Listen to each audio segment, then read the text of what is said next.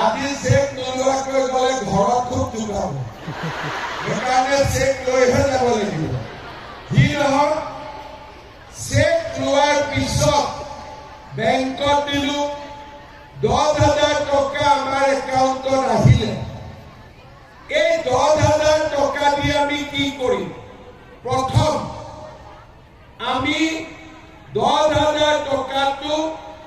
আমাৰ গোটত দিলো। সকলো মহিলাই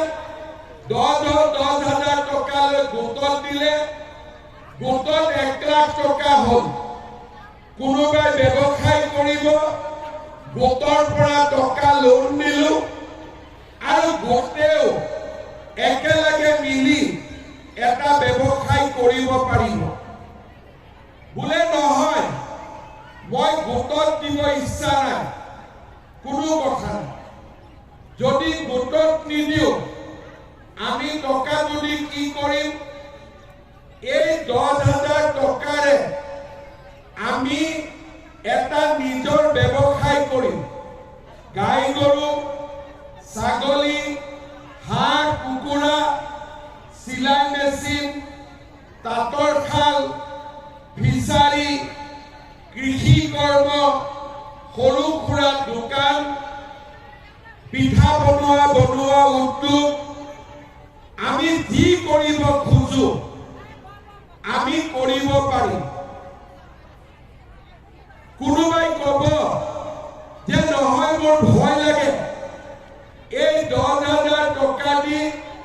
মই যদি নিজে কিবা এটা কৰো আৰু মোৰ যদি ব্যৱসায়টো বেয়া হয় তেতিয়াহ'লে মই কেনেকে টকাটো ঘূৰাই পাম? আপোনালোকে কি কৰিব পাৰে? যদি নিজৰ ভয় লাগে, আপোনালোকৰ হাজবেণ্ডৰ বা আপোনালোকৰ স্বামীৰ যি ব্যৱসায় আছে তাতে আপোনালোকে 10,000 টকাটো দি দিব পাৰে। তাৰমানে ঘৰৰ ব্যৱসায়টো আপোনালোকে 10,000 টকাটো লগাব পাৰিব। 6 মাহ পিছত এই বাইদেউহঁতৰ কি হৈছে? দে বাইদেউ কি লাগে? আগত আহিব লাগে, পিছত আহিব লাগে, আহিব লাগে। দে শান্তি থাক খালি মায়ে। এতিয়া 6 মাহ পিছত আমি আপোনালোকৰ ঘৰত যাম আৰু আমি আপোনালোকক সুধিম যে এই 10,000 টকাটো কেনেকে আপোনালোকে ব্যৱহাৰ কৰিলে। বোলে 10,000টো পালো, পুৰণা মোবাইলটো বেয়া হ'ল, নতুন এটা মোবাইল কিনিলো। বোলে 10,000টো পাওঁতে পাওঁতে বহাগ বিহু আহি গ'ল, কাপোৰ কানি ললো। বোলে 10,000 টকাটো পাই গেলামাল দোকানৰ বাকী মাৰিলো। আমি আপোনালোকক একো নকওঁ, থাকিলে তেনেকে। কিন্তু যিসকলে ক'ব যে এই 10,000 টকা দি মই গৰু কিনিলো, 10,000 টকা দি মই দোকান এখন পাতিলো, 10,000 টকা দি মোৰ হাজবেণ্ডক ৰিক্সা এখন কিনি দিলো, 10,000 টকাৰে চিলাই মেচিন এটা কিনিলো, সেই মহিলাসকলক আমি আকৌ মাতিম। এইবাৰ আমি আপোনালোকক 25,000 টকাকৈ আমি আপোনালোকক দিম। কাৰ কাৰ মনত বিশ্বাস আছে 25,000 ল'ব পাৰিব? আছে? ঠিক আছে। যিসকলে 25,000 ল'ব, তৃতীয় বৰ্ষ আমি আকৌ আহিম যে বাইদেউ 10,000টো ভালকৈ খৰচ কৰিলে। বোলে কৰিলো। 25,000টো বোলে মই 25,000টো ভালকৈ খৰচ কৰিলো। তৃতীয় বছৰত আমি আপোনালোকক কিমান দিম? 50,000 টকাকৈ আমি আপোনালোকক দিম। 25টো ল'ব পাৰিব, 50টো কোনে কোনে ল'ব পাৰিব চাওঁ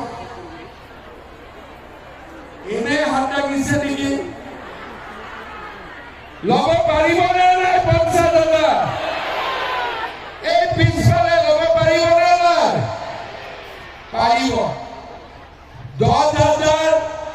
25,000 50,000 50,000 টকা পোৱাৰ পিছত বেংকেও আপোনালোকক সহায় কৰিব আৰু আমাৰ দুধনৈ মহিলাসকল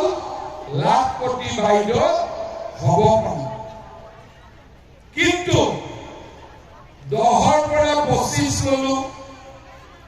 মোৰ বাচ্চা 4টা হৈ গ'ল এতিয়া কি হ'ব ট্ৰাইবেলতো কোনো কথা নাই ৰাভা বড়ো 4টা হ'ল কিন্তু আমাৰ ঘৰত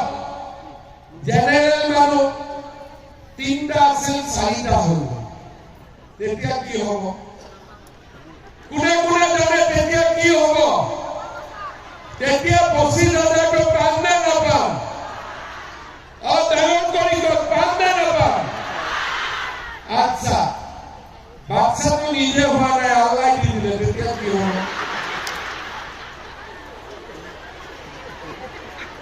এতিয়া মই যাকে সুধো যে মা তোৰ 5টা বাচ্চা কেনেকে হলো আজিকালি দিনত 5টা বাচ্চা পঢ়োৱা খুনোৱা কিমান কষ্ট বোলে মামা মোৰ হোৱা নাছিল আল্লাই দি দিলে এতিয়া আল্লাই বাচ্চা দিব পাৰে নেকি বাচ্চা কোনে দিয়ে গিৰিয়েক ঘৈণীয়েকে আলোচনা কৰি ঘৰৰ বাচ্চা জন্ম হয় আকৌ বদনামটো কাৰ হৈ গ'ল আল্লাহৰ হৈ গ'ল হয়নে এতিয়া আল্লাহ বা ভগৱানে বাচ্চা নিদিয়ে এই কথাটো আজি গৈ আমাৰ গিৰিয়েকবিলাকক বুজাব লাগিব যে যাৰ 3টা আছিল আৰু মই 2টা কোৱা নাই 3টালৈকে কৈছো 2টাটো গ'লে অলপ দিগদাৰ হ'ব মই 3টালৈকে কৈছো আৰু আমাৰ যিসকল ট্ৰাইবেল মহিলা আছে 4টা কিন্তু তাতকৈও যদি আগবাঢ়ে তেতিয়া ল'ৰা ছোৱালী পঢ়াৰ চেষ্টা কৰিব লাগিব তেতিয়া আমি কেনেকে লাখপতি বাইদেউ হ'ব পাৰিম সেইকাৰণে আজি গৈ গোটেই হাজবেণ্ড বিলাকক আমি কম যে মামাই কৈছে 3টাতে ফুল ষ্টপ 4টাতে ফুল ষ্টপ হ'ব ক'ব পাৰিবনে নোৱাৰে আৰু আজিকালি মহিলাসকল জাগ্ৰত হৈছে এতিয়া মহিলাসকলৰ দামৰো বাঢ়িছে আগতে গিৰিয়েকবিলাকে 4টা বিয়া কৰাইছিল হয়নে নহয় তালাক নিদিয়াকৈ 4টা বিয়া কৰাব পাৰিছিল এতিয়া মই নিয়ম কৰিছো যে এগৰাকী থাকোঁতে দ্বিতীয়গৰাকী বিয়া কৰালে 7 বছৰ জেলত যাব লাগিব ভাল হ'ব নে বেয়া হ'ব আকৌ দ্বিতীয়গৰাকী থাকিলে তৃতীয়গৰাকী বিয়া কৰালে 14 বছৰ জেলত যাব লাগিব আকৌ তৃতীয়গৰাকী থাকোঁতে চতুৰ্থগৰাকী বিয়া কৰালে 21 বছৰ জেলত যাব লাগিব তাৰ গোটেই হনিমুন জেলতে হ'ব আৰু তাৰ বাহিৰত কাম নাই আৰু ভাল হ'ব নে বেয়া হ'ব এতিয়া মহিলাবিলাকৰ ক্ষমতা বাঢ়ি গ'ল 8 তাৰিখে মহিলাসকলে গিৰিয়েকে কি কয় এই মোবাইলটো চাই থাকিবি অৰুণোদয় আহিব হয়নে নহয় আৰু যোনে অৰুণোদয় নাপায় তাক কয়টা অৰুণোদয় ল'ব পৰা নাই তাৰমানে মহিলাসকলৰ শক্তি বাঢ়ি গ'ল এতিয়া মহিলাসকলৰ পাৱাৰ ইমান বাঢ়িলে যে গিৰিয়েকে যদি কামৰ ফালে চাইও মোক কমপ্লেইন দি দিলে কাম হৈ গ'ল কোনো টেনশ্যন নাই কাৰণ 2টা বিয়া কৰাব আৰু এতিয়া গিৰিয়েকসকলে নোৱাৰিব তাৰ কাৰণে কি হৈছে মহিলাসকলৰ শক্তি বাঢ়িছে আৰু মহিলাসকল লাখপতি বাইদেউ এতিয়া হ'ব পাৰিব আগত মহিলাবিলাকৰ আৰু চিন্তা আছে ঘৰত চাউল নাই দালি নাই নিমখ নাই তেল নাই বাকি নিদিয়ে কথা শুনাই থাকে এতিয়া চাউলৰ চিন্তা কৰিব লাগে নেকি বিনা পইচাত চাউল পায় নে নাপায় আপোনালোকে কোনে কোনে বিনা পইচাত চাউল পায় হাত দাঙক চবেই পায় আগতে দালি নিমখ চেনি বজাৰৰ দামত কিনিব লাগে এতিয়া আমি কি কৰিলো 117 টকা দালি কিনক চেনি কিনক নিমখ কিনক 1 কেজি কোনো কথা কিন্তু 120 টকা দিব লাগে 3 টকাটো দোকানীসকলে ঘূৰাই দিলে সেইকাৰণে এই মাহৰ পৰা মই কি কৰিছো 1 কেজি দালি 1 কেজি চেনি 1 কেজি নিমখ 100 টকাতে আমি ঘৰত লৈ আহিব কোনে কোনে 100 টকা দালি নিমখ চেনি কিনিছে হাত দাঙক সকলোৱে কিনিছে কিনা নাই যদি 10 তাৰিখলৈকে থাকিব কিনি ল'ব 100 টকা দিলে হ'ল 100 টকা দিয়াৰ পৰা আপোনালোকৰ লাভ হৈছে নে নাই হোৱা ডাঙৰ কৰি কওক লাভ হৈছে নে নাই হোৱা দালি চেনি ভাল নে বেয়া চেনি ভাল নে বেয়া নিমখ ভাল নে বেয়া এতিয়া মই আপোনালোকক এটা বুদ্ধি এইবাৰ ইলেকশ্যনত আপোনালোকে কাক ভোট দিব বিজেপি ভোট দিলে অহাবাৰ দালি চেনি নিমখৰ কাৰণে 100 টকাও দিব নালাগে সেইখিনিও বিনা পইচাতে ঘৰত আনিব ভাল মানে বেয়া হ'ব বিজেপি ভোট দিলে কি হ'ব চাউল বিনা পইচাত আছে 100 টকা দালি নিমখ চেনি সেইটো ঘৰত বিনা পইচা আহিব মিঠাতেল লাগিব মাই সঁচাই লাগিব না মিঠাতেল লাগিব দে মাইটোৰ কাৰণে দিব লাগিব মিঠাতেল 1 লিটাৰ মিঠাতেল 1 লিটাৰৰ লগত দিব লাগিব হ'ব এতিয়া আগতে গাঁৱত যেতিয়া আমাৰ মাহঁত থাকে কোনোবা ঘৰত মানুহ আহিলে চাহ খুৱাব লাগে পাকঘৰত গৈ দেখিলে চেনি নাই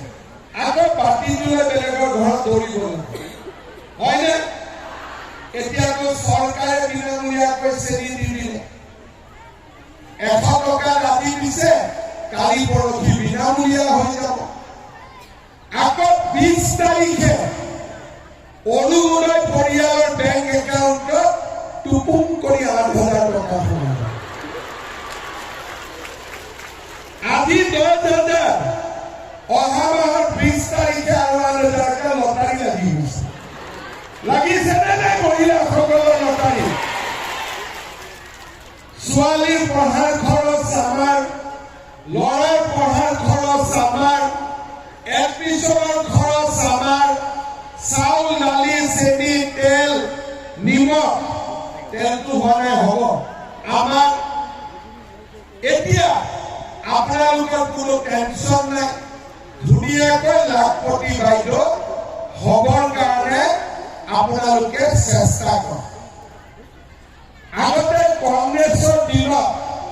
কোনে কোনে অৰুণোদয় পাইছিল হাত দাঙকচোন কংগ্ৰেছৰ দিনত কোনে কোনে অৰুণোদয় পাইছিলে কোনে পোৱা নাই কংগ্ৰেছৰ দিনত বিনা পইচাত কোনে কোনে চাউল পাইছিলে কংগ্ৰেছৰ দিনত 100 টকা কোনে কোনে দালি নিমখ আৰু চেনি পাইছিলে কোনে পোৱা নাই কংগ্ৰেছৰ দিনত লাখপতি বাইদেউৰ কাৰণে 10,000 টকা কোনে কোনে পাইছিলে সঁচাই কৈছে না কোনে পোৱা নাই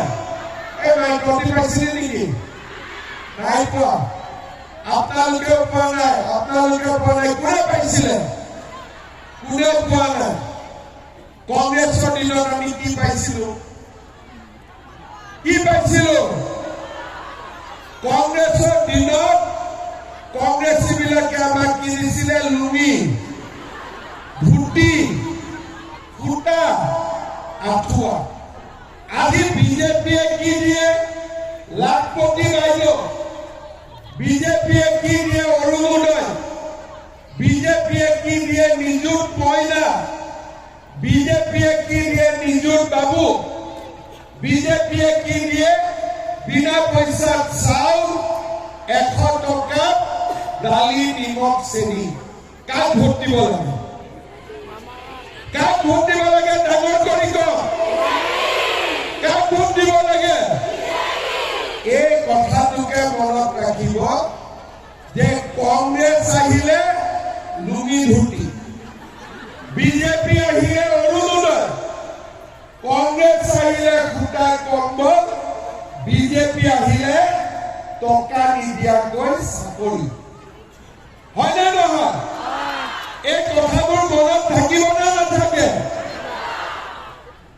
এই কথাবিলাক মনত ৰাখিব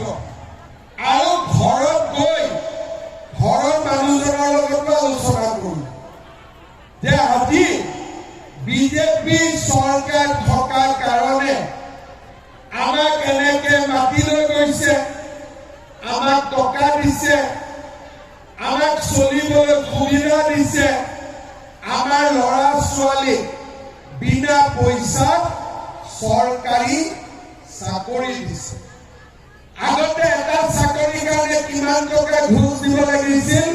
5 লাখ 10 লাখ গৰীব মানুহে চাকৰি পাব নোৱাৰিছিল আজি বিজেপিৰ দিনত কতোৱে অসুবিধা নাই 10 তাৰিখে অৰুণোদয় আহিলে 1 তাৰিখে চাউল আহিলে এতিয়াৰ প্ৰায় 100 টকা